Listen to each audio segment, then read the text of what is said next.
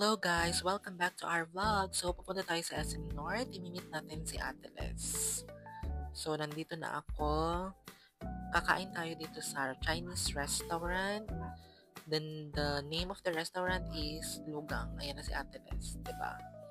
Buti na lang meron na kaagad seat kasi usually blockbuster dito ang haba ng pila kasi nga masarap yung food nila.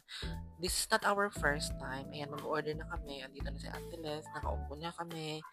And then, mag-order kami ng Xiaolong Bao. Ayan o, Xiaolong Bao. Yung parang isang 298 siya, 8 pieces yung laman. O, diba? Ang sarap. Masarap yan, guys. And then, mag-order din kami ng chicken feet, 228. And mag-order din pala kami ng Mango Supreme. Ayan, ang ganda ng place nila, no? Nakaka-relax. Meron pa silang taas doon, no? I think pang VIP yun. Ang sarap dito guys, super affordable, kaya-kaya ng bulsa.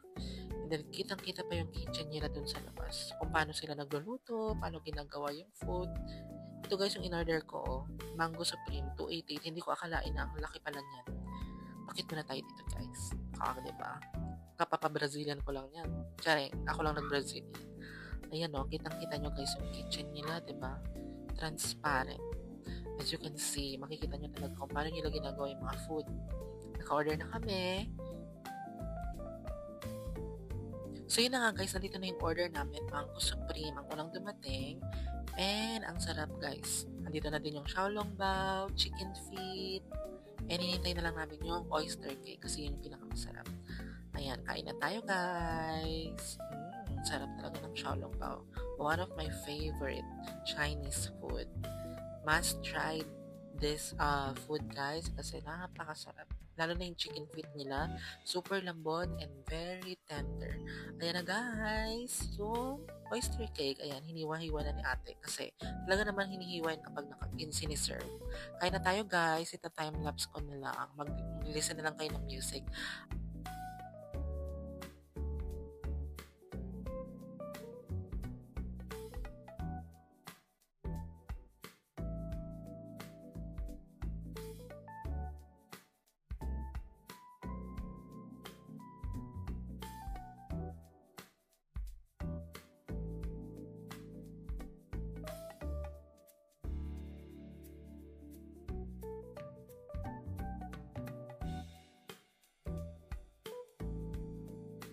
So guys, kainin natin tong Mango Supreme. Diba? Grabe ang laki. Meron siyang ice cream guys, mango, and then meron siyang parang pudding or gelatin sa ilalim na napakasarap. Hindi siya ganun katamis.